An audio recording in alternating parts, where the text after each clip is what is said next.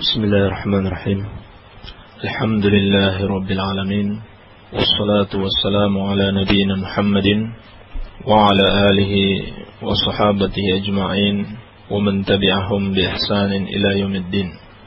Kaum muslimin rahimani wa rahimakumullah. Pada kesempatan yang mulia ini insyaallah taala kita akan melanjutkan pelajaran akidah dari kitab Masailul Jahiliyah allati khalafa fiha Rasulullah sallallahu alaihi wa ala alihi wasallam ahlal jahiliyah, yaitu permasalahan-permasalahan jahiliyah atau perangai-perangai jahiliyah yang Rasulullah sallallahu alaihi wasallam menyelisihi ahlul jahiliyah, orang-orang yang hidup di masa jahiliyah atau orang-orang kafir di zaman jahiliyah dalam perangai-perangai tersebut. Kesalahan yang ke-50, qauluhum ma anzalallahu ala basyarin min syai'. Ucapan orang-orang jahiliyah sebagaimana yang Allah Subhanahu wa taala hikayatkan dalam Al-Qur'an, ma anzalallahu ala basyarin min syai'. Allah Subhanahu wa taala tidak menurunkan apapun kepada manusia, kepada seorang manusia. Maksudnya Allah Subhanahu wa taala tidak memberikan wahyu kepada Nabi Muhammad sallallahu alaihi wa alihi wasallam. Surat Al-An'am ayat ke-91. Dalam ayat ini Allah Subhanahu wa taala mengabarkan salah satu akidah orang-orang jahiliyah dahulu, atau yang lebih tepatnya akidahnya orang-orang Yahudi. Akidahnya orang-orang Yahudi yaitu mereka mengatakan ma anzalallahu ala basyarin min syai'. Allah Subhanahu wa taala tidak menurunkan wahyu kepada Nabi Muhammad sallallahu alaihi wasallam. Meskipun ini bukan berasal dari keyakinan mereka, cuman karena mau mengingkari. Mereka mengingkari diturunkannya Al-Qur'an kepada Rasulullah sallallahu alaihi wasallam. Maka mereka mengatakan tidak mungkin Allah Subhanahu wa taala menurunkan wahyu kepada manusia. Tidak mungkin Allah Subhanahu wa taala menurunkan apapun kepada manusia. Ini ucapan orang-orang Yahudi di zaman dahulu. Dan Allah katakan sebelumnya, wa ma qadarullaha haqqa qadri. Dan mereka tidak mengagungkan Allah Subhanahu wa taala dengan pengagungan yang sebenar-benarnya. Assalamualaikum. Enggak kedengaran ya, Sulaiman? Kelas. Baik. Jadi kita telah masuk pada bab yang ke-50. Berkata al-muallif rahimahullah, al-mas'alatul khamsun. Permasalahan yang ke-50 adalah qauluhum, ucapan orang-orang jahiliyah dahulu, ma anzalallahu ala basyarin min syai'. Allah Subhanahu wa taala tidak menurunkan apapun kepada seorang manusia. Surat Al-An'am ayat ke-91. Ayat ini tentang ucapan orang-orang Yahudi. Orang-orang Yahudi di zaman Rasulullah sallallahu alaihi wasallam, mereka mengingkari diturunkannya kitab-kitab kepada para rasul. Tujuan mereka adalah mengingkari diturunkannya Al-Qur'an kepada Rasulullah sallallahu alaihi wasallam. Maka mereka buat-buat alasan. Kenapa kita harus mengikuti Nabi Muhammad sallallahu alaihi wasallam?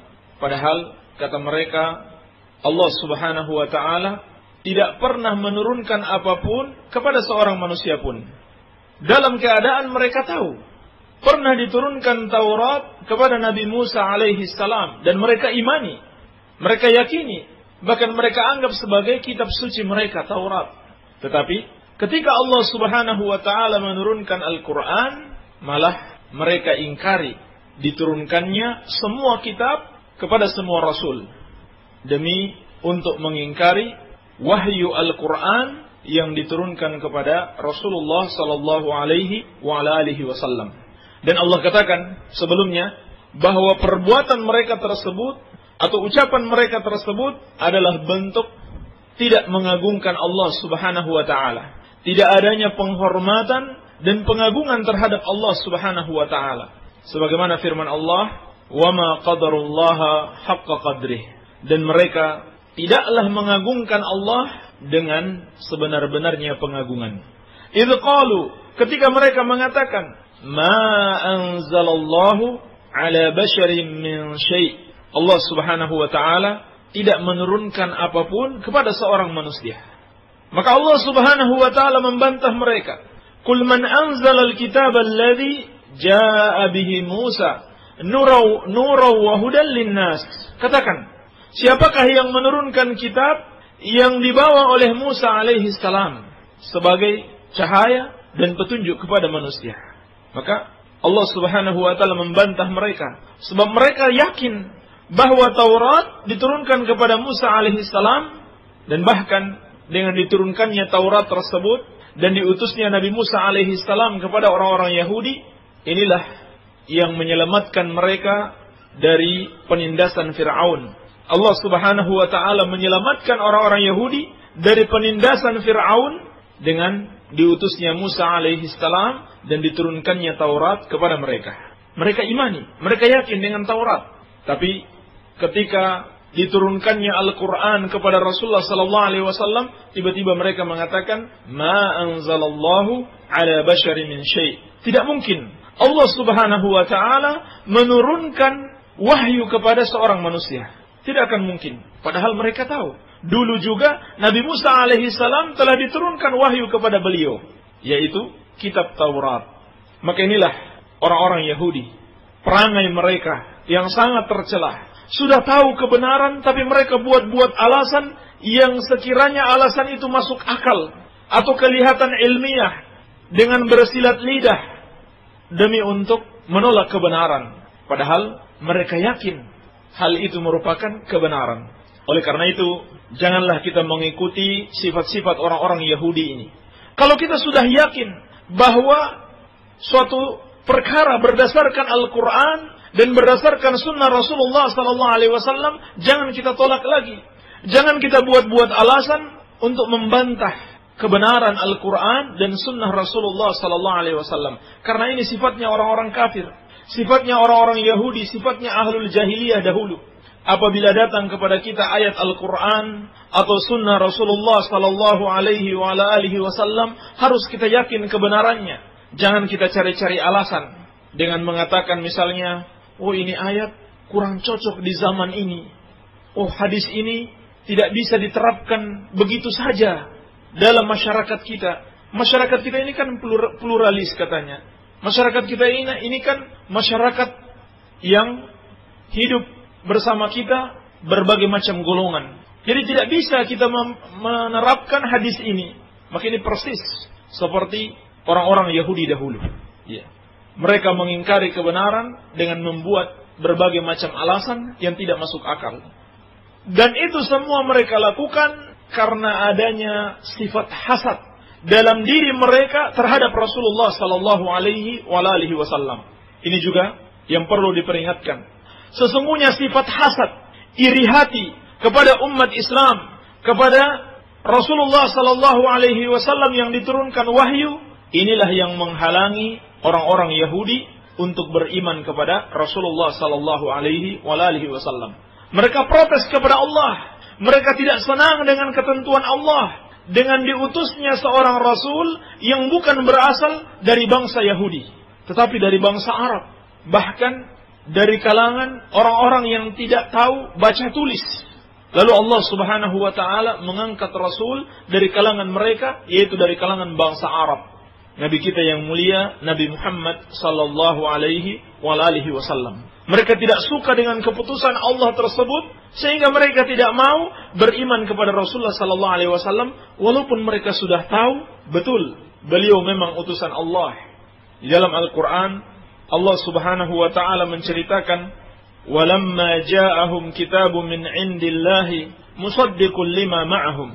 Dan ketika datang kepada mereka, yaitu orang-orang Yahudi, sebuah kitab dari sisi Allah Subhanahu wa taala yang membenarkan apa yang ada pada mereka, yaitu Taurat. Al-Qur'an membenarkan Taurat dan membenarkan kenabian Musa alaihi salam. Wa kanu min qablu yastaftihuna 'ala alladziina kafaru. Dan dahulu mereka selalu mengancam dengan kemenangan atas orang-orang kafir. Yakni mereka selalu mengatakan kepada suku Aus dan Khazraj atau para sahabat Ansar yang dulu masih kafir, mereka katakan, nanti kami akan mengalahkan kalian kalau sudah diutus Nabi akhir zaman. Dan pengutusannya sudah tidak lama lagi. Dan mereka dapati di dalam Taurat, Nabi tersebut akan berhijrah ke Madinah. Oleh karena itu, mereka sudah tunggu di Madinah. Mereka tinggalkan tempat tinggal mereka dan mereka hijrah ke Madinah lebih dulu sebelum Rasulullah SAW. Mereka tunggu kedatangan Rasulullah SAW karena terdapat dalam Taurat dan juga terdapat dalam Injil akan datang Nabi akhir zaman dan dia akan berhijrah ke Madinah. Harapan mereka, mudah-mudahan Nabi akhir zaman dari bangsa mereka. Sebab hampir seluruh Nabi sebelum Nabi Muhammad SAW itu dari keturunan Ishaq dan Ya'qub alaihi wassalam, dari keturunannya atau dari bangsa Yahudi. Lalu mereka berharap Nabi akhir zaman di mana agama akan Allah persempurnakan dengan pengutusan beliau dan agamanya adalah agama yang sempurna yang menutup seluruh agama sebelumnya. Harapan mereka berasal dari bangsa mereka, Nabi yang paling mulia. Sehingga mereka menakut-nakuti orang-orang kafir, yakni para sahabat Ansar yang dulu masih kafir. Hati-hati kalian, tunggu sampai datang Nabi akhir zaman, kami akan memerangi kalian bersama beliau dan kalian pasti dikalahkan. Ini sudah terdapat dalam kitab mereka, dalam Injil, dalam Taurat dan juga dalam Injil. Telah dikabarkan bahwa Nabi ini akan mengalahkan semua yang memusuhinya. Tetapi falamma ja'ahum ma 'arafu kafaru bih. Ketika datang Rasulullah sallallahu alaihi wasallam dengan membawa Al-Qur'an, ma 'arafu, yang mereka sudah ketahui, kafaru bih, mereka kafir kepadanya. Fala'natullahi 'alal kafirin, maka Allah melaknat orang-orang yang kafir tersebut. Surat Al-Baqarah ayat ke-89. Dan tidak ada yang menghalangi mereka untuk mengikuti Rasulullah sallallahu alaihi wasallam kecuali karena hasad, kecuali karena dengki, iri hati. Kenapa Rasul tidak diutus dari kalangan mereka? Maka inilah bahaya hasad terhadap kebenaran yang Allah Subhanahu wa taala anugerahkan kepada seorang rasul. Demikian pula hasad terhadap ilmu dalam artian ingin ilmu tersebut hilang dari orang yang memiliki ilmu. Maka ini bukan hasad yang terpuji. Kalau kita cuma menginginkan agar ilmu tersebut juga kita miliki, sehingga sama-sama kita berilmu, maka ini hasad yang terpuji. Sebagaimana kata Nabi sallallahu alaihi wasallam, la hasada illa fi itsnatain. Tidak ada hasad kecuali pada dua perkara. Pada dua perkara. Rajulun atahu Allahu malan, seorang yang Allah berikan harta, kemudian harta itu dia infakkan di jalan Allah Subhanahu wa taala. Demikian pula rajulun atahu Allahu hikmah. Boleh hasad kepada seseorang yang Allah berikan ilmu, kemudian dia amalkan ilmunya dan dia ajarkan ilmunya kepada orang yang lainnya. Maka ini dua perkara yang kita boleh hasad. Kepada orang yang diberikan harta dan dia gunakan hartanya untuk taat kepada Allah Subhanahu wa taala, untuk berinfak kepada hamba-hamba Allah Subhanahu wa taala. Dan seorang yang Allah berikan ilmu, dia amalkan ilmunya dan dia ajarkan ilmunya. Tetapi hasad di sini bukan menginginkan ilmu atau harta tersebut hilang dari mereka. Cuman ingin seperti mereka sehingga bisa lebih beramal saleh. Dan jangan sampai hasad ini menghalangi kita mengikuti mereka. Inilah yang terjadi pada orang-orang Yahudi. Karena hasad, iri hati dengan ilmu, dengan wahyu yang Allah Subhanahu wa taala anugerahkan kepada Rasulullah sallallahu alaihi wasallam, maka mereka tidak mau mengikuti Rasulullah sallallahu alaihi wasallam. Dan ini bisa terjadi pada umat Islam. Apalagi kalau kita melihat orang yang lebih muda dari kita, kok ilmunya lebih tinggi dari kita. Maka jangan sampai kita hasad kepada dia sehingga tidak mau belajar kepadanya. Apalagi kita sudah lebih terkenal, kita sudah dianggap kiai besar, ustadz besar, dai kondang. Lalu tiba-tiba ada orang yang lebih muda dari kita, kok ilmunya lebih tinggi, ilmunya lebih luas. Maka jangan sampai kita hasad kepadanya sehingga tidak mau belajar darinya. Ini yang terjadi pada orang-orang Yahudi dahulu. Baik.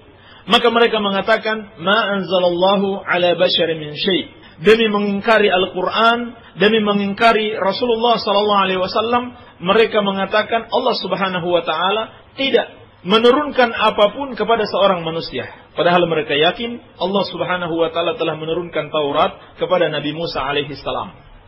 Dan ulama menjelaskan juga termasuk dalam kategori ini adalah orang-orang yang mengatakan sesungguhnya Al-Quran tidak turun dari sisi Allah Subhanahu wa ta'ala. Tidak turun dari sisi Allah Subhanahu wa ta'ala. Seperti ucapan Jahmiyah. Mereka mengatakan Al-Quran itu makhluk, bukan ucapan Allah Subhanahu wa ta'ala. Sebagaimana dalam bab berikutnya. Al-Mas'alatul Hadiyatu wal Khamsun. Permasalahan yang ke-51. Qauluhum fil Qur'an in hada illa qaulul bashar. Ucapan mereka tentang Al-Quran, tidaklah Al-Quran ini kata mereka kecuali ucapan manusia. Surat Al-Muddathir ayat ke-25. Inilah salah satu penyimpangan orang-orang jahiliyah dahulu. Orang-orang musyrik di zaman jahiliyah. Seperti tokoh kekafiran di masa tersebut, yakni Al-Walid ibn Al-Mughirah. Dia mengatakan, in hadha illa qaulul bashar. Tidaklah Al-Quran ini kecuali ucapan manusia, yaitu ucapan Rasulullah sallallahu alaihi wasallam. Adapun ahlu sunnah wal jamaah meyakini Al-Quran kalamullah azza wa jalla. Al-Quran itu adalah kalamullah, ucapan Allah subhanahu wa ta'ala. Takallamallahu bihi haqiqatan. Allah subhanahu wa ta'ala mengucapkannya secara hakikat, bukan sekedar majaz. Wa auhahu ila nabiyhi Muhammadin sallallahu alaihi wasallam biwasitati Jibril. Dan Allah wahyukan Al-Quran itu kepada nabinya Muhammad sallallahu alaihi wasallam dengan perantaraan malaikat Jibril alaihi salam. Fahuwa kalamuhu haqiqatan. Maka Al-Quran itu adalah ucapan Allah secara hakikat. Dan disebutkan di dalam banyak ayat dalam Al-Quran bahwa Al-Quran itu kalamullah dan bukan makhluk. Seperti firman Allah dalam surat At-Taubah, wa in ahadun minal musyrikina istajaraka fa'ajirhu hatta yasma'a kalam Allah. Dan apabila ada seorang dari kaum musyrikin meminta perlindungan kepadamu, maka lindungilah dia supaya dia dapat mendengarkan kalam Allah, ucapan Allah subhanahu wa ta'ala. Maka Allah namakan Al-Quran sebagai kalam Allah. Demikian pula dalam surat Al-Fat ayat ke-15. Yang sebelumnya surat At-Taubah ayat ke-6. Adapun dalam surat Al-Fat ayat ke-15, Allah mengatakan, yuriduna ayubaddilu kalam Allah.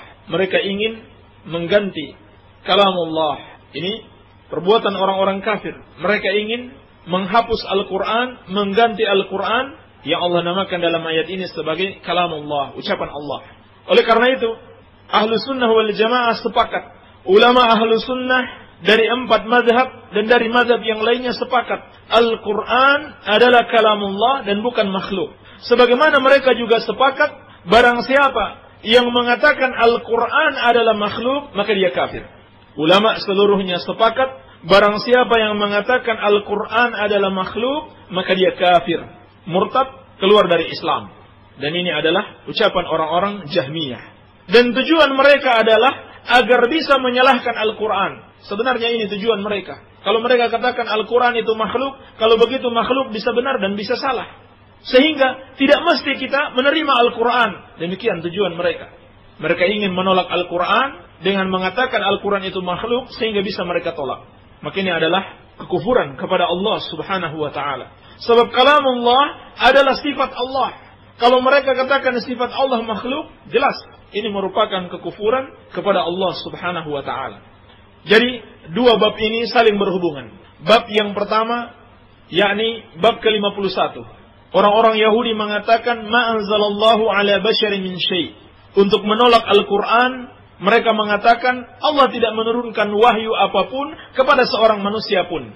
Kemudian pada bab yang selanjutnya, yakni permasalahan yang ke-51, orang-orang musyrik di zaman jahiliyah mengatakan in hadza illa qaulul bashar. Tidaklah Al-Quran ini kecuali ucapan manusia. Dan termasuk di dalam bab ini adalah orang-orang yang mengatakan bahwa sunnah itu bukan wahyu dari Allah subhanahu wa ta'ala. Bahwa hadis itu bukan wahyu dari Allah, bukan Allah yang turunkan, tetapi hanya ijtihad Rasulullah sallallahu alaihi wasallam. Ini termasuk ucapan jahiliyah. Sebab ulama ahlu sunnah wal jamaah seluruhnya sepakat bahwa wahyu itu ada dua, Al-Quran dan sunnah. Al-Quran dan hadis, kedua-duanya wahyu. Sebagaimana firman Allah, wa ma yamtiku 'anil hawa in huwa illa wahyu yuha. dalam surat An-Najm ayat ke-3 dan ke-4. Dan tidaklah apa yang dikatakan oleh Rasul itu dari hawa nafsunya, bahkan dia dari wahyu yang Allah wahyukan kepadanya.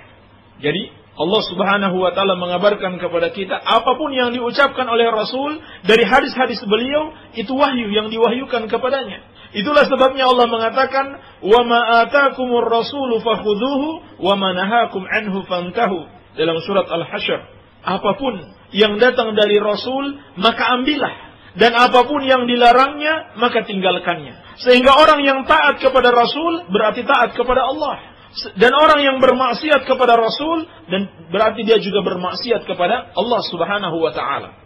Bahkan kata Nabi sallallahu alaihi wasallam, "Kullu ummati yadkhuluna al-jannata illa man aba." Qalu wa man ya'ba ya Rasulullah? Qala man ata'ani dakhala al-jannah wa man 'asani faqad aba. Setiap umatku akan masuk surga kecuali yang tidak mau. Beliau ditanya, siapa yang tidak mau ya Rasulullah? Maka beliau bersabda, orang yang taat kepadaku, maka dialah yang akan masuk surga. Sedangkan orang yang bermaksiat kepadaku, maka dialah yang tidak mau masuk surga. Sebab apa yang diturunkan kepada Rasul, baik Al-Quran maupun sunnah beliau, keduanya adalah wahyu dari Allah Subhanahu wa ta'ala. Tetapi muncul satu kaum yang mengingkari sunnah Rasulullah sallallahu alaihi wasallam. Bagi mereka cukup Al-Quran, sehingga mereka dinamakan dengan Quraniyun, atau dinamakan dengan ingkarus sunnah, yang mengingkari sunnah Rasulullah sallallahu alaihi wasallam. Ketika disampaikan sunnah kepada mereka, mereka tidak mau kalau tidak berdasarkan Al-Quran. Bahkan mereka mempertentangkan antara Al-Quran dan sunnah, seperti kelakuan orang-orang Khawarij. Orang-orang Khawarij baik di zaman dulu maupun di zaman ini mempertentangkan Al-Quran dan sunnah. Padahal dua-duanya wahyu. Dua-duanya wahyu yang tidak mungkin bertentangan. Lau kana min indi ghairillah lawajadu fihi ikhtilafan katsira. Andaikan wahyu tersebut berasal dari sisi selain Allah, tentunya mereka akan mendapatkan di dalamnya pertentangan yang banyak. Tetapi Al-Quran dan sunnah berasal dari Allah Subhanahu wa ta'ala, tidak mungkin ada pertentangan. Sehingga tidak akan mungkin ada namanya hadis yang matanya dhaif. Kenapa? Karena bertentangan dengan Al-Quran atau bertentangan dengan hadis yang lain. Jadi tidak ada hadis yang sanadnya sahih kemudian matanya dhaif. Tidak ada hadis yang dhaif disebabkan karena dia bertentangan dengan Al-Quran atau bertentangan dengan hadis yang lain. Sebab sama-sama wahyu tidak mungkin bertentangan. Tetapi kita saja yang belum memahaminya dengan baik sehingga seakan-akan bertentangan. Padahal tidak ada pertentangan di dalamnya. Atau yang lebih parah lagi, kaum Khawarij yang mempertentangkan ayat Allah dengan sunnah. Ketika mereka membaca firman Allah, وَمَنْ لَمْ يَحْكُمْ بِمَا أَنْزَلَ اللَّهُ فَأُولَٰئِكَ هُمُ الْكَافِرُونَ. Barang siapa yang tidak berhukum dengan syariat Allah, maka mereka adalah orang-orang kafir. Maka ideologi mereka mengkafirkan seluruh kaum muslimin, khususnya pemerintah kaum muslimin yang tidak berhukum dengan hukum Allah. Padahal jelas dalam hadis-hadis yang sahih, Nabi SAW telah mengabarkan akan datangnya para pemimpin yang zalim. Pemimpin yang zalim tapi masih melakukan salat, maka jangan kalian perangi. Bahkan sampai Nabi SAW mengatakan, "Qulubuhum qulubu syayatin fi juthmani ins." Hati mereka adalah hati syaitan dalam jasad manusia. Ketika sahabat bertanya, apakah boleh kita memerangi mereka ya Rasulullah? Tidak. Selama mereka masih sholat. Dan juga kata Rasulullah SAW, tetap dengar dan taat kepada mereka. Artinya, Nabi SAW telah mengabarkan adanya para pemimpin yang zalim, yang tidak berhukum dengan syariat Allah, tetapi mereka tidak bisa dikafirkan. Mereka masih dianggap muslim. Ketika disampaikan hadis-hadis ini, orang-orang Khawarij pertentangkan dengan hukum Allah, dengan Al-Quran. Lalu mereka mengatakan, itu kan hadis. Sedangkan kita memegang Al-Quran. Kita mengikuti Al-Quran. Kalau bertentangan Al-Quran dengan hadis, maka hadis kita tolak. Padahal yang bertentangan adalah pemikiran mereka yang rusak. Selamanya Al-Quran dan Sunnah tidak akan pernah bertentangan. Al-Quran tidak akan mungkin bertentangan dengan hadis. Sehingga yang dimaksud dengan kekafiran dalam ayat وَمَنْ لَمْ يَحْكُمْ بِمَا أَنْزَلَ اللَّهُ فَأُولَٰئِكَ هُمُ الْكَافِرُونَ. Barang siapa yang tidak berhukum dengan hukum Allah, maka mereka adalah orang-orang yang kafir. Maknanya adalah kufrun duna kufrin, sebagaimana yang dijelaskan sahabat yang mulia Ibnu Abbas radhiyallahu taala anhuma, turjumanul Quran.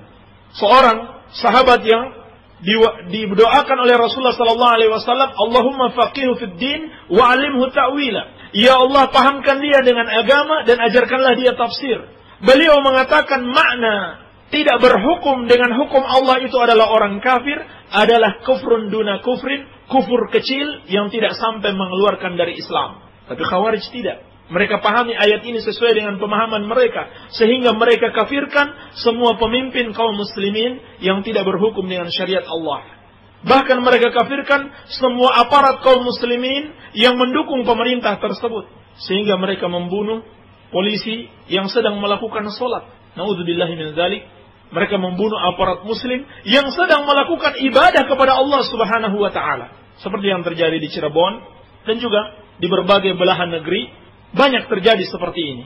Terjadi pemberontakan di Yaman, terjadi pemberontakan di Libya, terjadi pemberontakan di Tunisia, di Mesir, karena mereka mengkafirkan pemerintah kaum muslimin. Ini bahaya pengkafiran, bahaya ideologi kaum Khawarij, ideologi teroris, dikarenakan akidah mereka yang salah terhadap sunnah Rasulullah sallallahu alaihi wasallam.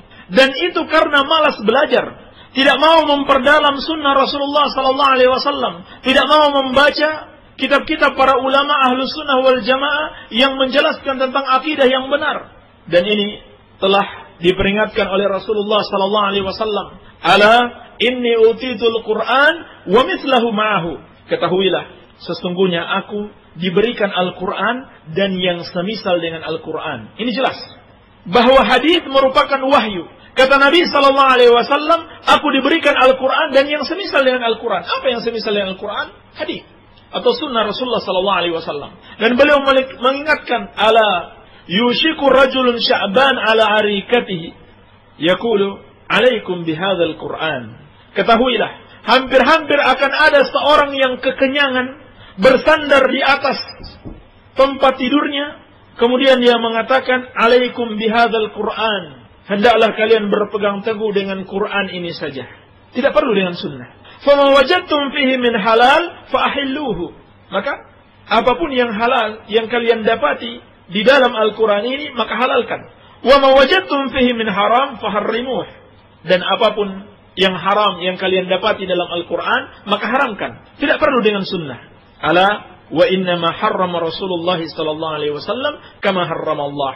Ketahuilah, kata Nabi sallallahu alaihi wasallam, apapun yang diharamkan oleh Rasulullah sallallahu alaihi wasallam adalah sama dengan yang diharamkan oleh Allah. Jadi, dalam hadis ini Nabi sallallahu alaihi wasallam menggambarkan seorang yang malas, seorang yang kekenyangan dan bersandar di atas pebaringannya. Sambil berbaring, dia mengatakan, cukup bagi kalian Al-Quran. Apa yang halal, pegangi, dan apa yang haram, tinggalkan. Dalam Al-Quran tidak perlu dengan sunnah. Maka Nabi SAW membantahnya, ketahuilah, apapun yang diharamkan oleh Rasulullah SAW, maka itu juga diharamkan oleh Allah Subhanahu Wa Taala. Jadi, as-sunnah atau hadis juga merupakan wahyu dari Allah Subhanahu Wa Taala. Sehingga ulama salaf mengatakan, Hasan bin Atiyah rahimahullahu ta'ala mengatakan, Kana Jibril yanzilu ala Nabi sallallahu alaihi wasallam bis sunnah kama yanzilu bil Quran. Dahulu Jibril alaihi salam turun kepada Nabi sallallahu alaihi wasallam dengan membawa sunnah sebagaimana beliau turun dengan membawa Al-Quran. Jadi, Nabi sallallahu alaihi wasallam menerima wahyu Al-Quran dan menerima wahyu as-sunnah. Demikian pula kata Syekhul Islam Ibn Taimiyah rahimahullah, was sunnatu tatanazzalu alaihi bil wahyi kama yatanazzalu al-Qur'an. Dan sunnah turun kepada Nabi sallallahu alaihi wasallam dengan wahyu sebagaimana diturunkannya Al-Qur'an. Dikutip dari Majmu' al-Fatawa juz ke-13 halaman 369. Oleh karena itu para ulama ketika menjelaskan makna inna nahnu nazzalna dzikra wa inna lahu lahafizun, sesungguhnya kamilah yang menurunkan az-zikr dan kamilah yang akan menjaganya. Maka ulama menjelaskan yang dimaksud dengan az-zikr mencakup Al-Quran wa sunnah. Allah turunkan Al-Quran dan Allah akan menjaganya. Demikian pula Allah turunkan as-sunnah dan Allah menjaganya. Oleh karena itu, tidak ada satupun yang mau merubah Al-Quran kecuali dapat diketahui oleh kaum muslimin. Bahkan Allah menantang orang-orang kafir untuk membuat yang semisalnya dari Al-Quran. Yani yang semisal dengan Al-Quran dan mereka tidak mampu melakukannya. Kata Allah Subhanahu wa taala, "Wa in kuntum fi raibin mimma nazzalna 'ala 'abdina fa'tu bi suratin min mithlih." Kalau kalian ragu dengan apa yang kami turunkan kepada hamba kami, yakni Al-Quran, maka coba datangkan satu surat saja yang semisal dengan Al-Quran. Ketika mereka datangkan yang semisal dengan Al-Quran, maka langsung diketahui ini ayat palsu. Demikian pula ketika mereka mendatangkan yang semisal dengan hadis Rasulullah SAW, dapat diketahui bahwa hadis itu palsu. Dengan apa? Dengan ilmu sanad, dengan ilmu mustalahul hadis. Para ulama dapat mengetahui bahwa hadis itu palsu. Sebab Allah Subhanahu wa taala juga menjaga hadis Rasulullah SAW. Maka salah besar kalau ada orang yang mengingkari ilmu mustalah seperti Jama'atut Tabligh, tidak mau mempelajari hadis Rasulullah SAW, tidak mengenal adanya ilmu mustalah, mengingkari ilmu mustalahul hadis, yang dengan ilmu tersebut kita dapat menilai ini hadis sahih dan ini hadis dhaif, bahkan hadis palsu. Al-Imam Ibn al-Mubarak rahimahullahu ta'ala mengatakan, al-isnadu minad din, laula al-isnad laqala man sya'a ma sya'a. Isnad atau sanad hadis atau ilmu tentang rawi-rawi hadis itu bagian dari agama. Kalau bukan karena sanad, maka setiap orang akan mengatakan apa yang dia inginkan. Tapi muncul Jamaah Tabligh mengatakan bahwa itu hanya ilmu manusia, hanya ilmu ulama yang pro dengan ilmu mustalah katanya. Padahal jelas itu adalah ilmu ulama Ahlus Sunnah wal Jamaah. Ilmunya Imam Syafi'i, ilmunya Imam Ahmad, ilmunya Imam Malik, ilmunya Abu Hanifah. Dengan para ulama tersebut, dengan ilmu yang mereka miliki, Allah Subhanahu wa taala menjaga Islam, menjaga hadis-hadis Rasulullah sallallahu alaihi wasallam, sehingga hari ini kita bisa tahu ini hadis yang sahih, yang betul-betul berasal dari Rasulullah sallallahu alaihi wasallam, dan ini hadis yang dhaif, yang tidak boleh kita sandarkan kepada Rasulullah sallallahu alaihi wasallam. Dan ini pula hadis palsu yang tidak boleh kita katakan ini sabda Rasulullah sallallahu alaihi wasallam. Sebab Rasulullah sallallahu alaihi wasallam telah mengingatkan, "Man kadzaba 'alayya muta'ammidan falyatabawwa maq'adahu minan nar." Barang siapa yang berdusta atas namaku dengan sengaja, maka siapkan tempat duduknya di neraka.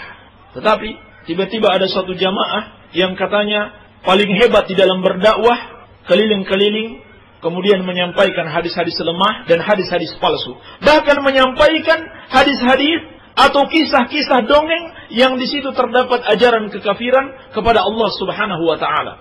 Seperti tertulis dalam kitab mereka, katanya ada seseorang yang mengamalkan ucapan kalimat la ilaha illallah sampai ribuan kali, kemudian dia bisa tahu perkara gaib. Dia bisa tahu seorang itu masuk surga atau masuk neraka. Ini kekufuran kepada Allah. Sebab tidak ada yang mengetahui perkara gaib kecuali Allah Subhanahu wa taala. Kulla ya'lamu man fis samawati wal ardil ghaiba illallah. Katakan, tidak ada yang mengetahui perkara gaib di langit maupun di bumi kecuali Allah Subhanahu wa taala. Demikianlah, satu penyimpangan akan membawa kepada penyimpangan berikutnya. Awalnya mereka mengingkari pembagian hadis sahih dan hadis dhaif.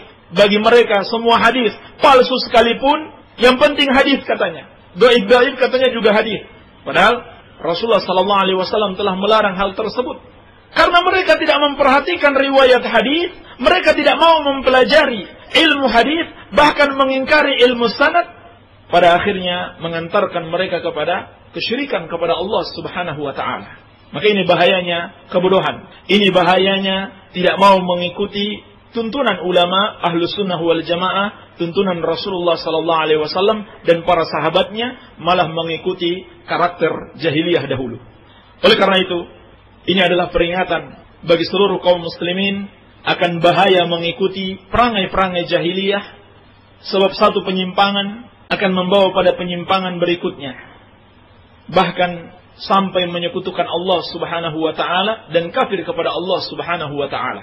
Maka di antara yang juga harus kita peringatkan, hati-hati dalam menyampaikan hadis Rasulullah sallallahu alaihi wasallam. Kalau kita belum yakin ini hadis sahih, jangan disampaikan. Sebab Nabi sallallahu alaihi wasallam juga mengingatkan, "Man haddatsa anni haditsan yura annahu kadzibun, fa huwa ahadul kadzibain." Barang siapa yang menyampaikan suatu hadis dari aku yang dia masih ragu hadis ini dusta atau benar, maka dia salah satu dari dua pendusta. Jadi Orang yang belum yakin, masih ragu, apakah itu betul dari Rasulullah sallallahu alaihi wasallam, tapi tetap dia menyampaikan ini hadis Rasulullah sallallahu alaihi wasallam, maka dia sudah dianggap pendusta. Bagaimana lagi orang yang sudah yakin bahwa itu bukan hadis sahih, itu hadis palsu, tapi dia masih berani mengatakan Rasulullah sallallahu alaihi wasallam bersabda. Maka kata Nabi sallallahu alaihi wasallam, "Falyatabawwa maq'adahu minan nar." Siapkan tempat duduknya di neraka. Barangkali ini yang bisa kita sampaikan, semoga ada manfaatnya. Wabillahi taufik, walhamdulillahi rabbil alamin. Kaum muslimin wal muslimat, para pendengar radio dakwah Salafiyah rahimani wa rahimakumullah jami'an.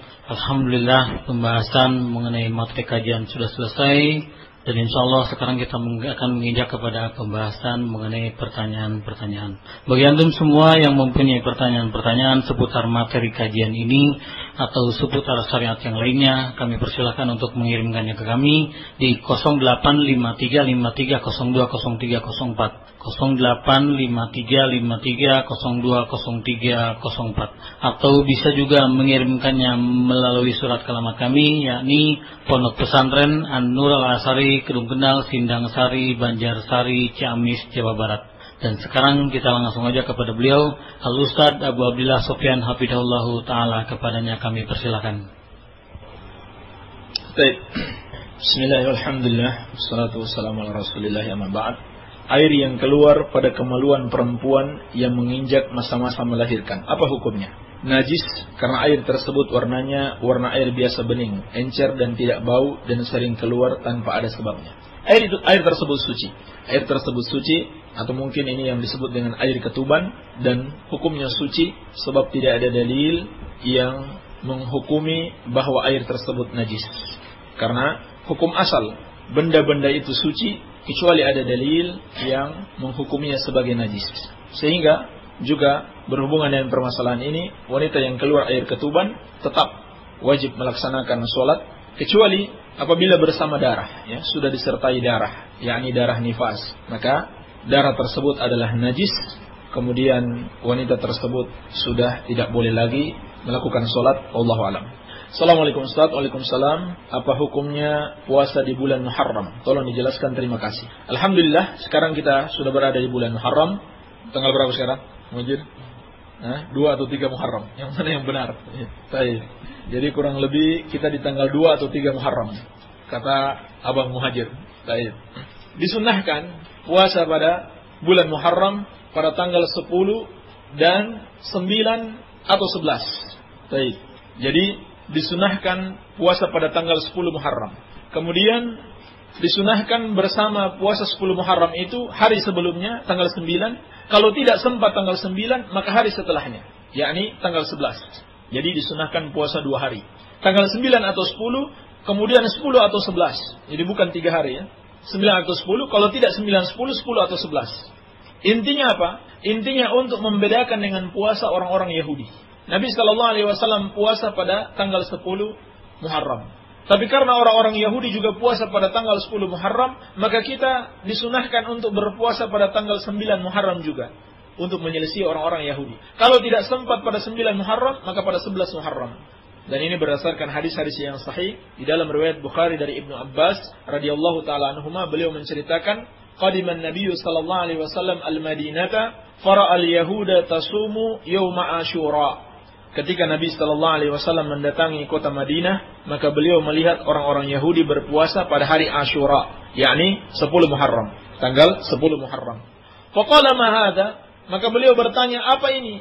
Qalu hadha yaumun salihun. Mereka menjawab, ini adalah hari yang baik. Hadha yaumun najjallahu bani Israila min aduwihim. Ini adalah hari di mana Allah Subhanahu wa taala menyelamatkan Bani Israel dari musuh mereka. Fasamahu Musa. Maka Nabi Musa alaihi salam berpuasa pada hari tersebut. Qala fa ana ahaqqu bi Musa minkum fasamahu wa amara bi siyamihi. Maka Nabi sallallahu alaihi wasallam mengatakan kepada orang-orang Yahudi ini, sebetulnya aku lebih berhak dengan Musa daripada kalian. Sebab Nabi Muhammad sallallahu alaihi wasallam yang benar-benar mengikuti ajaran Nabi Musa alaihi salam. Adapun orang-orang Yahudi, ketika mereka tidak mau beriman dengan Islam yang dibawa oleh Rasulullah sallallahu alaihi wasallam, hakikatnya mereka juga tidak mengikuti ajaran Nabi Musa. Sebagaimana yang kita jelaskan tadi, Nabi Musa sudah berpesan kepada mereka, kalau datang nabi akhir zaman yang akan berhijrah ke kota Madinah sebagaimana yang Allah wahyukan dalam Taurat, maka ikuti dia.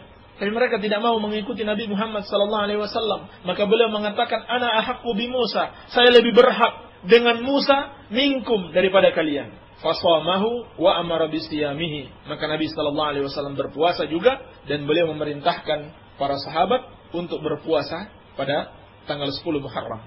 Tetapi karena orang-orang Yahudi juga berpuasa, maka Rasulullah sallallahu alaihi wasallam ingin menyelisihi mereka dengan berpuasa pada tanggal 9. Sebagaimana dalam riwayat Muslim juga dari Ibnu Abbas radhiyallahu taala anhuma, Nabi sallallahu alaihi wasallam bersabda, la in baqitu ila qabilin la asumanna tasi'ah.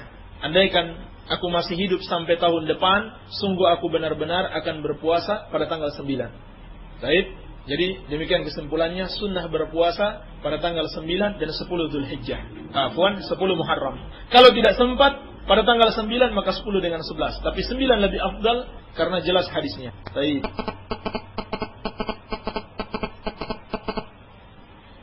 Assalamualaikum Ustaz. Waalaikumsalam. Bibiku janda kaya. Tapi belakangan ini datang laki-laki asing memelet bibiku untuk menguras hartanya sampai-sampai semua barang elektronik dan sepeda motor dijual dan duitnya dikasihkan ke laki-laki asing itu. Kami sebagai keluarganya sering menasihati bibiku tapi tidak mempan. Bagaimana cara mengobati orang yang terpelet kayak bibiku itu? Karena kalau lewat diruqyah nggak mungkin. Karena dia nggak mau. Adakah cara lain selain diruqyah? Karena sampai-sampai 3 anak bibiku diterlantarkan oleh bibiku gara-gara laki-laki itu. Cara lain, cara yang paling jitu insyaallah ta'ala, lapor polisi. Ini kriminal ini namanya. Menguras atau menipu orang dengan sihir. Jadi ini harus dilaporkan kepada polisi. Supaya laki-laki itu bisa ditangkap dan dipenjarakan. Baik. Kemudian setelah itu, kalau dia sudah dipenjarakan, maka insyaallah ta'ala pengaruh sihirnya akan hilang atau berkurang. Kalau dia sudah tidak bertemu dengan bibi, insyaallah ta'ala pengaruh sihirnya akan hilang atau berkurang. Kemudian diusahakan untuk diruqyah. Diusahakan untuk diruqyah. Bagaimana caranya? Diusahakan saja agar dia diruqyah. Dan juga dengan dinasihati. Kalau tidak mungkin dinasihati sendiri, mungkin bisa minta tolong kepada seorang ustadz atau seorang kiai yang dapat dipercaya untuk menasihati bibi. Dan juga diusahakan untuk dicari, seperti yang pernah kita jelaskan, di mana buhulnya itu disimpan. Karena biasanya orang-orang yang menyihir itu dengan menggunakan buhul-buhul. Cari di mana tempat buhul itu disimpan, kemudian hancurkan. Kemudian kalau berkunjung ke rumahnya, maka bacakan Al-Quran di dalam rumahnya. Ya. Terutama bacakan surat Al-Baqarah, karena Rasulullah SAW mengatakan, syaitan itu lari dari rumah yang dibacakan padanya surat Al-Baqarah. Ya. Dan tentu saja dengan terus berdoa kepada Allah Subhanahu wa taala. Ini yang paling manjur, dengan berdoa kepada Allah Subhanahu wa taala. Tapi sekali lagi saya katakan ini kriminal, lapor polisi. Apalagi sudah ada bukti-bukti yang jelas. Baik. Kan banyak yang ditangkap karena menipu orang dengan hipnotis, ya. Nah, ini persis seperti yang dilakukan oleh orang ini kepada bibi Anda. Baik. Bismillah. Bagaimana Ustaz kalau seorang wanita atau seorang ibu mengimami anaknya laki-lakinya yang belum balik? Boleh enggak? Suara boleh dijaharkan enggak? Posisi gimana? Jazakumullah khair. Sudah kita jelaskan kemarin dari penjelasan Asy-Syaikh Ibnu Utsaimin rahimahullah bahwasanya pendapat yang benar, perempuan tidak boleh mengimani laki-laki apakah laki-laki itu dewasa maupun kecil. Jadi tetap laki-laki yang mengimami wanita, walaupun laki-laki itu anak kecil. Kalau dia mampu mengimami, maka dia yang menjadi imam. Kecuali kalau dia tidak mampu, maka sholat sendiri-sendiri. Dan pengecualian lagi, kalau memang sama sekali dia tidak mau sholat, kecuali bersama ibunya menjadi imam, maka ini pengecualian darurat, tidak mengapa insyaallah ta'ala, kita niatkan sebagai pengajaran baginya. Baik, wallahu alam. Assalamualaikum. Waalaikumsalam. Ini aku Lut Resna, Masaid Resna, aku mau tanya. Semoga kamu bisa bantu ya. Mengapa umat manusia perlu beragama? Dalam hal ini Islam. Karena Allah Subhanahu wa ta'ala yang menciptakan kita, yang memberikan kita rezeki, yang menghidupkan dan mematikan kita, yang memberikan kemanfaatan kepada kita, dan menolak kemudaratan dari kita, telah memerintahkan kita untuk beragama Islam. Bahkan Allah Subhanahu wa taala memerintahkan kita jangan sampai kita mati dalam keadaan tidak beragama Islam. Wala tamutunna illa wa antum muslimun. Dan janganlah kamu mati kecuali kamu dalam keadaan sebagai seorang muslim. Dan Allah Subhanahu wa taala mengabarkan hanya Islam agama yang diridhoinya. Inna dina indallahil Islam. Sesungguhnya agama yang diridhoi di sisi Allah hanya Islam. Kenapa? Karena hanya Islam yang mengajarkan kita untuk dapat merealisasikan tujuan diciptakannya kita di muka bumi ini, yaitu untuk mentauhidkan Allah dalam ibadah, sebagaimana firman-Nya, "Wa ma khalaqtul jinna wal insa illa liya'budun." Dan tidaklah aku ciptakan jin dan manusia kecuali agar mereka beribadah kepadaku saja. Tidak ada satupun agama di dunia ini yang mengajarkan peribadahan hanya kepada Allah Subhanahu wa taala dengan mengikuti syariat Rasulullah sallallahu alaihi wasallam kecuali Islam. Maka kita perlu beragama dengan agama Islam demi merealisasikan tujuan penciptaan kita di muka bumi ini. Demikian pula demi merealisasikan kesyukuran kepada Allah. Nikmat yang Allah anugerahkan kepada kita harus kita syukuri agar Allah menambah nikmat tersebut. Sebagaimana firman Allah, "La in syakartum la azidannakum wa la in kafartum inna adzabi lasyadid." Kalau kalian bersyukur, maka akan kutambah nikmatku, tapi jika kalian ingkar, sesungguhnya azabku sangat pedih. Kita tidak akan mungkin bisa bersyukur kecuali dengan menuruti perintah Allah. Apa perintah Allah? Beragama Islam dan menjalankan syariat Islam sebagaimana yang dicontohkan oleh Rasulullah sallallahu alaihi wasallam. Demikian pula kehidupan kita tidak akan berjalan dengan baik tanpa mengikuti syariat Islam. Sebab Allah Subhanahu wa taala yang Maha berilmu, Allah lebih tahu apa yang terbaik untuk kita. Maka Allah turunkan syariat Islam, Allah turunkan agama Islam demi untuk mengarahkan kita kepada kebaikan. Sehingga kita tidak akan bisa mencapai kebahagiaan di dunia dan di akhirat kelak kecuali dengan agama Islam. Maka ini tujuannya, agar kita dapat mencapai kebahagiaan di dunia dan di akhirat kelak. Baik. Wa huwa fil akhirati minal khasirin. Potongan ayat surat apa, ayat berapa, terjemahannya apa, dan apa yang dimaksud dengan huwa. Ayat tersebut dalam surat Ali Imran ayat ke-85. Allah Subhanahu wa taala berfirman dalam surat Ali Imran ayat ke-85, "Wa may yabtaghi ghairal islami dinan fala yuqbala min wa huwa fil akhirati minal khasirin." Dan barang siapa yang mencari selain Islam sebagai agama baginya, maka tidak akan diterima daripadanya. yakni Allah tidak akan terima. Dan dia di akhirat kelak termasuk orang-orang yang merugi. Huwa atau dia di situ maksudnya orang tersebut yang menjadikan selain Islam sebagai agamanya. Seperti orang yang menjadikan Kristen sebagai agamanya, orang yang menjadikan Yahudi sebagai agamanya, atau Hindu, Buddha dan sebagainya. Maka Allah tidak akan terima agama tersebut dan dia termasuk orang-orang yang merugi. Kenapa dikatakan merugi? Sudah capek-capek dia beramal di dunia, dia kira itu amal kebaikan, ternyata hasilnya Allah tidak terima. Maka jadilah dia orang-orang yang rugi. Mengapa agama dibedakan samawi dan ardi? Karena ada agama yang Allah Subhanahu wa taala turunkan dari langit dan agama yang dibuat-buat oleh manusia. Agama yang diturunkan Allah dari langit adalah Yahudi dan Nasrani. Kemudian Yahudi dan Nasrani ini Allah hapus, disempurnakan dengan Islam. Jadi siapa yang mengikuti Yahudi dan Nasrani, maka dia mengikuti agama yang sudah Allah sendiri hapus. Allah turunkan tapi Allah sudah hapus dengan diturunkannya agama Islam. Adapun dinamakan agama ardi, agama bumi, karena dibuat-buat oleh manusia yang mereka dapatkan dari bisikan-bisikan syaitan. Ya, seperti Hindu Buddha. Hindu Buddha itu diciptakan dari bisikan-bisikan syaitan. Syaitan yang mengaku sebagai dewa atau syaitan yang mengaku sebagai dewi. Maka jadilah mereka penyembah dewa-dewi. Sehingga mereka adalah agama yang menyekutukan Allah Subhanahu wa ta'ala. Adapun Yahudi dan Nasrani memang tadinya adalah agama yang diturunkan Allah Subhanahu wa taala, tapi mereka sudah rubah sendiri. Sehingga tidak pantas lagi disebut sebagai agama samawi, karena mereka sudah rubah-rubah. Taurat mereka rubah, Injil mereka rubah. Seperti yang kita contohkan tadi dalam Taurat, Allah Subhanahu wa taala menurunkan wahyu agar mengikuti nabi akhir zaman, ikuti agamanya yaitu agama Islam. Tapi orang-orang Yahudi mengingkari hal tersebut karena hasad kepada nabi yang diutus akhir zaman bukan dari bangsa mereka. Demikian pula Injil sudah dirubah-rubah oleh orang-orang Nasrani. Bahkan lebih parah lagi, mereka mengatakan Nabi Isa alaihi salam atau Yesus sebagai sesembahan mereka. Jadi Ini sudah bukan agama samawi lagi, bukan agama dari Allah lagi. Sudah mereka rubah. Maka satu-satunya agama yang betul-betul turun dari Allah Subhanahu wa taala hanya Islam. Dan sebabnya hanya Islam yang kitab sucinya Al-Quran dan Sunnah yang dijaga oleh Allah Subhanahu wa taala, tidak mungkin manusia mampu merubahnya sebagaimana yang kita jelaskan tadi. Allah Subhanahu wa taala berfirman, "Inna nahnu nazzalna dzikra wa inna lahu lahafizun." Kamilah yang menurunkan az-zikir dan kami yang akan menjaganya. Az-zikir di sini mencakup Al-Quran dan As-Sunnah. Bolehkah umat Islam mengucapkan selamat kepada umat agama lain yang sedang hari raya? Alasan dan landasannya apa?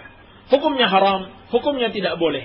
Bahkan termasuk kekafiran kalau seorang umat Islam ridho dengan kekafiran mereka. Kenapa haram? Karena kalau kita mengucapkan selamat hari raya, berarti kita ridho dengan kesalahan yang mereka lakukan. Apalagi hari Natal, yang tidak lama lagi akan dirayakan oleh umat Kristen pada tanggal 25 Desember. Atau sekte lainnya merayakannya pada tanggal 1 Januari. Maka ini Natal adalah hari, kata mereka, hari kelahiran Tuhan mereka. Mereka akui Natal itu maknanya maulid, hari ulang tahun. Sehingga kalau umat Islam merayakan maulid Nabi Muhammad SAW, maka dia serupa dengan perayaan Natalnya orang-orang Nasrani. Merayakan maulidnya Nabi Isa alaihissalam atau ulang tahun Nabi Isa alaihissalam.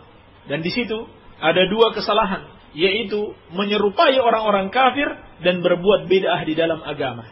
Maka orang-orang Nasrani merayakan Natal sebagai hari kelahiran, katanya lahirnya Tuhan mereka.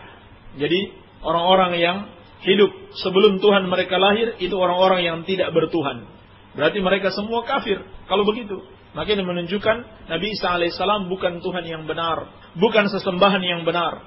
Berarti perayaan mereka adalah perayaan kekafiran. Bagaimana bisa seorang muslim yang mengaku mentauhidkan Allah, menyembah Allah Subhanahu wa taala yang satu saja dan benci dengan kesyirikan yang merupakan konsekuensi la ilaha illallah, kemudian dia mengucapkan selamat terhadap kekafiran yang dilakukan oleh orang-orang Nasrani? Ini tidak mungkin.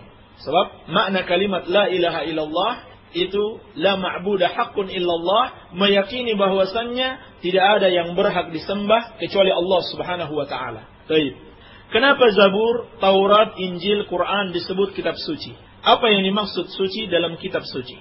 Yang dimaksud suci dikarenakan kitab-kitab tersebut turun dari Allah Subhanahu wa taala yang Maha Suci, yang tidak mengandung kesalahan sedikit pun.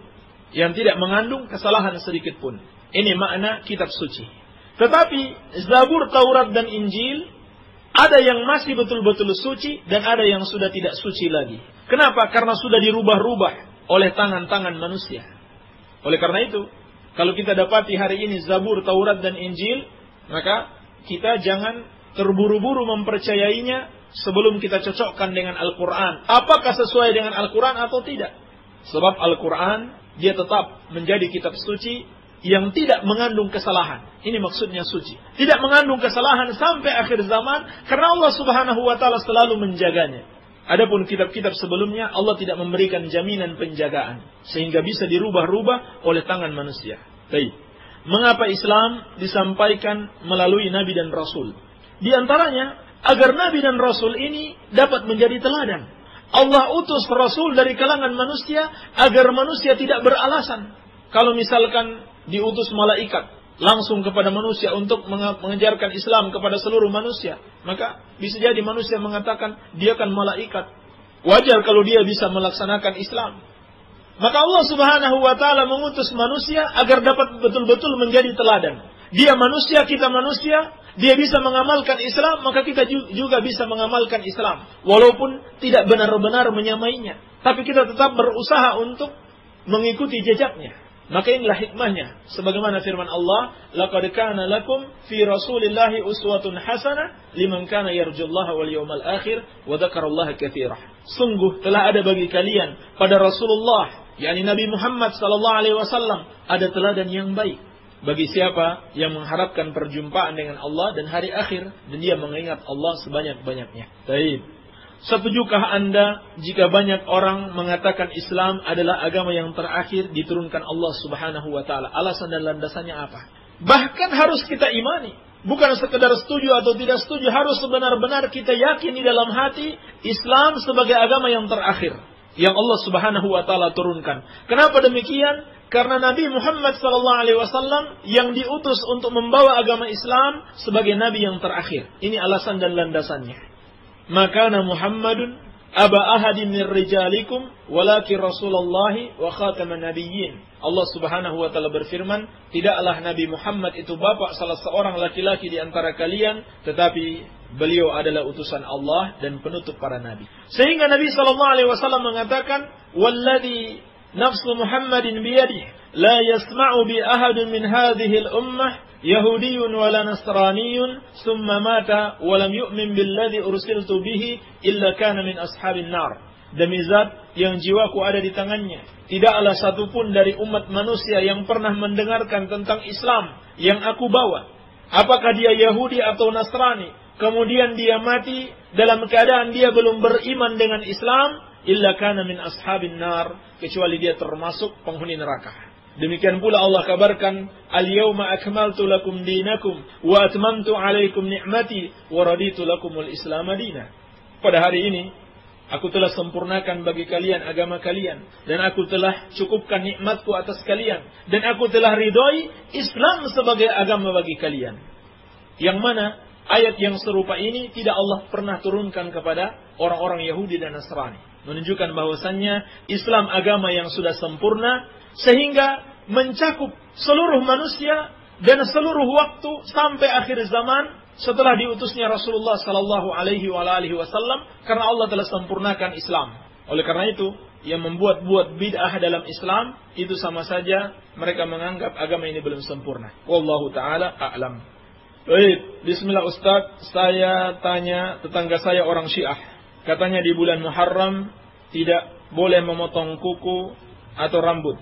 Diwajibkan pakai baju hitam. Penjelasannya dari Bantar. Ini termasuk bid'ah yang mereka ada-adakan, yang diada-adakan oleh orang-orang Syiah. Dan sebetulnya kalau kita bicara bid'ah Syiah, ini bid'ah yang ringan. Sebab bid'ah mereka sangat berat. Di antaranya mereka mengkafirkan para sahabat Rasulullah sallallahu alaihi wasallam. Bahkan mereka katakan Aisyah ummul mukminin, istri Nabi sallallahu alaihi wasallam, penghuni neraka, bahkan pezina, naudzubillahi min dzalik. Ucapan yang sangat kotor mereka ucapkan terhadap istri Nabi sallallahu alaihi wasallam, Aisyah ummul mukminin radhiyallahu taala anha. Mereka mengkafirkan Abu Bakar dan Umar. Mereka menuduh Abu Bakar dan Umar katanya merampas khilafah dari Ali bin Abi Thalib radhiyallahu anhu. Padahal Ali bin Abi Thalib radhiyallahu anhu sendiri dengan sukarela membaiat Abu Bakar dan Umar, dan sukarela menjadi prajurit yang paling setia menuruti perintah Abu Bakar dan Umar Amirul Mukminin. Bahkan mereka yang lebih parah lagi, Syiah menyekutukan Allah Subhanahu wa taala dengan menganggap para imam mereka itu mengetahui perkara gaib. Mereka berdoa kepada para imam mereka. Mereka berdoa kepada Al-Husain. Mereka datang di kuburan Al-Husain di Karbala untuk berhaji di sana dan berdoa kepada Al-Husain. Ini kesyirikan, kekafiran kepada Allah Subhanahu wa taala. Sampai-sampai Karbala di Irak bagi mereka adalah tanah suci selain Makkah dan Madinah. Kenapa? Karena di sana ada kuburan Husain katanya, sehingga mereka berhaji padanya dan mereka berdoa kepada Husain. Jadi kalau masalah bid'ah mereka di bulan Muharram itu sebetulnya ringan dibandingkan dengan bid'ah mereka yang lebih berat. Maka hati-hati dengan tetangga Anda yang Syiah ini, nasihati dia agar meninggalkan ajaran sesat tersebut dan jangan bergaul dekat dengannya, khawatir terpengaruh dengan penyimpangannya. Baik, tanya Ustadz, apa saja harta yang terkena zakat mal? Apakah termasuk juga barang dagangan? Syukron dari Ahmad di Cimanggu. Barang-barang dagangan termasuk yang diwajibkan untuk dikeluarkan zakatnya, sebagaimana dijelaskan oleh Syekh Ibnu Baz rahimahullahu taala berdasarkan dalil-dalil yang ada. Barang dagangan juga termasuk yang wajib dikeluarkan zakatnya sebanyak 2,5%. 2,5% sebagaimana nisab emas dan perak apabila telah berlalu 1 tahun. Iya. Demikian pula yang termasuk zakat mal adalah hewan ternak, dalam hal ini unta, kambing dan sapi yang digembalakan. Yang digembalakan di padang rumput dan makan secara gratis. Kalau makanannya dibeli, maka tidak diwajibkan zakat. Demikian pula diwajibkan zakat adalah pertanian, hasil bumi, biji-bijian maupun tumbuh-tumbuhan. Diwajibkan zakat 5% ketika panen apabila pengairannya dengan mengeluarkan beban.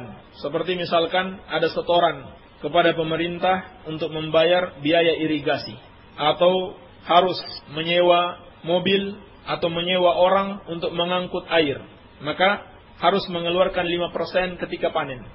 Dan 10% apabila pengairannya gratis, seperti dari air hujan atau irigasi gratis, air sungai yang gratis, maka hal ini 10% dikeluarkan. Baik. Assalamualaikum Ustaz. Waalaikumsalam. Apakah ada sholat sunnah qabla al-isya? Nabi SAW bersabda, sebagaimana dalam as-sahih, baina kulli adzanain salatun. Di antara setiap dua azan, yakni azan dan iqamah, ada sholat, yakni sholat sunnah. Maka termasuk sunnah kita sholat di antara dua azan, yakni setiap kali azan sebelum iqamat, maka sholat sunnah, termasuk sebelum isya. Baik. Pertanyaan yang serupa. Bismillah, apa maksud dari orang Syiah apabila di tanggal 1 sampai 10 bulan Muharram diwajibkan memakai pakaian serba hitam, tak boleh memotong kuku, mencukur rambut? Apa ada hadisnya? Dan mereka selalu mendirikan sholat kun fayakun. Tolong perjelas. Ini semuanya bid'ah. Ini ajaran-ajaran sesat. Tidak ada contohnya dari Rasulullah sallallahu alaihi wasallam. Dan tidak ada yang namanya sholat kun fayakun. Bagaimana pula bentuk sholatnya kita tidak tahu. Tapi kita katakan, itu sebetulnya kalau dibandingkan dengan kesesatan Syiah yang lebih berat, maka ini ringan. Bukan berarti ini dosanya ringan, tapi kalau dibandingkan dengan bid'ahnya yang lain. Baik. Assalamualaikum Ustaz. Afwan Ustaz, gimana hukumnya potong alis? Dan gimana hukumnya mengecat rambut pas kita masih muda? Jazakallah khair. Wa jazakallah khair. Dari Ahmad Bandung Jelekong. Waduh, dari Bandung nih. Kedengaran nggak? Baik. Orangnya ada di sini. Baik. Mencukur alis termasuk dosa besar, baik laki-laki maupun wanita. Sebab Nabi SAW bersabda, sebagaimana dalam riwayat Muslim, la'anallahu al-washimat wal mustawshimat wan namisat wal mutanammisat. Allah Subhanahu wa taala melaknat orang-orang yang mentato dan minta ditato. Dan Allah Subhanahu wa taala melaknat orang yang mencabut rambut wajahnya dan yang meminta dicabut. Maka rambut wajah, dijelaskan para ulama, termasuk alis.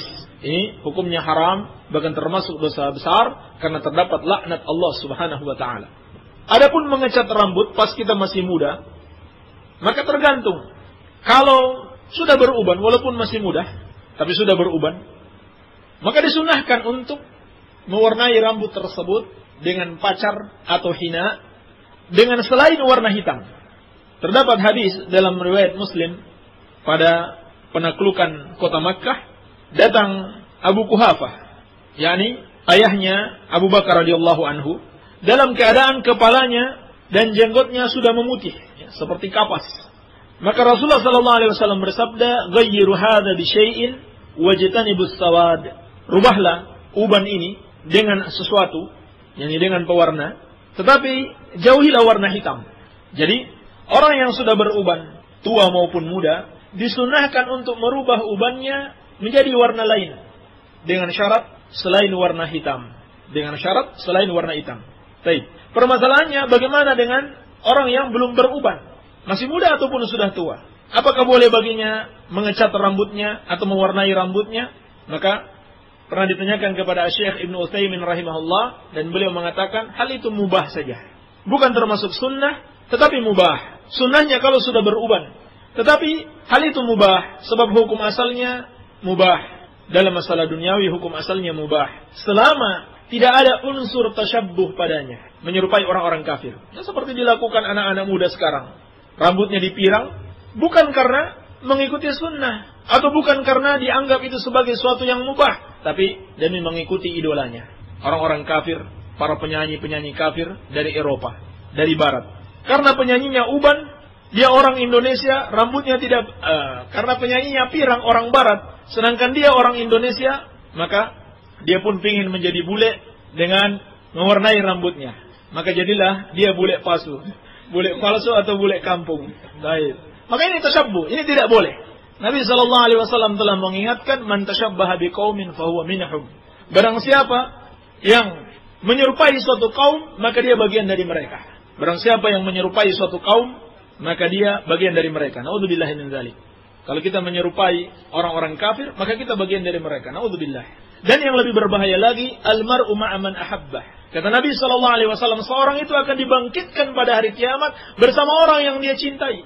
Kalau yang kita cintai artis-artis kafir atau pemain bola kafir, na'udzubillahi min dzalik, kita akan dibangkitkan bersama mereka. Kalau yang kita cintai Rasulullah SAW dan kita meneladani beliau, maka insyaallah taala kita akan dibangkitkan bersama beliau. Demikian pula, kalau kita mencintai para sahabat dan meneladani mereka, maka kita akan dibangkitkan bersama mereka insyaallah ta'ala. Tapi kalau yang kita cintai artis-artis yang kafir, atau artis yang muslim, yang fasik, yang bermaksiat kepada Allah, yang mempertontonkan auratnya, dan mengajak kepada perbuatan maksiat dengan mengadakan konser-konser musik, na'udzubillahi min dzalik, kita akan dibangkitkan bersama mereka. Iya, wallahu ta'ala alam. Baik. Assalamualaikum, mau bertanya. Waalaikumsalam. Apa ada salat qabliyah Jumat setelah azan dikumandangkan? Wassalamualaikum. Waalaikumsalam. Tidak ada. Tidak ada salat qabliyah Jumat setelah azan dikumandangkan, tetapi setelah azan dikumandangkan kita mendengarkan khutbah. Kita mendengarkan khutbah. Taib.